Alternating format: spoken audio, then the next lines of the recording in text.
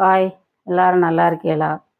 தக்காளி சோறுக்கு 1½ உலக்கு அரிசி மணி நேரத்துக்கு முன்னாடியே ஊற வச்சு எடுத்து வச்சுருக்கோங்க.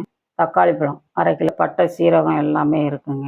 புதினா, கருவேப்பிலை, கொத்தமல்லி, மிளகாய், இஞ்சி பேஸ்ட் இருக்குங்க. ஒரு வெங்காயத்தை நறுக்கி வச்சுருக்கோங்க. நெய் அதாங்க. வீடியோக்குள்ளே போகலாம். நெய் தாளிசத்துலேயே நெய் போட்டோம்னா குழஞ்சி போகாது. அதுக்குனால 1 டீஸ்பூன் நெய் போட்டுக்கிடுதேன்.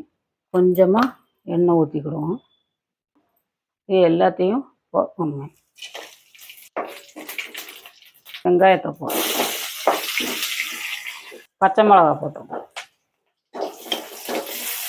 இது எல்லாத்தையுமே போடுறோம். வாசனை போடணுங்க. நிறைய புதினா போடணும், அப்போது உடம்புக்கு நல்லது. புதினாவும் தக்காளி பழத்தை போடணும். கல் உப்பு போடுவோம்.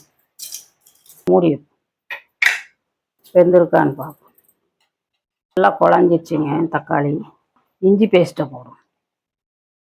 தேவையான அளவு மஞ்சள் பொடி, மிளகாத்தூள் நல்லா கிண்டி விட்டு கொஞ்சம் நேரம் மூடி வச்சிடும். பச்சை வாசனை போகிற சூப்பராக பச்சடி மாதிரி ஆயிடுச்சு. அரிசியில் ஊற்றும். முதல்ல உப்பு இருக்கான்னு பார்த்துக்கிடுவோம். எல்லாம் உப்பு உரப்பு எல்லாம் கரெக்டாக இருக்குங்க. கொஞ்சம் எண்ணெய் விட்டுக்கிடுவோம். மூடி வச்சிடும். இப்போது ஒரு 6 விசில் வரணும். சாப்பாடு ரெடி ஆகிடுதான்னு பார்ப்போங்க. பண்ணியாச்சு.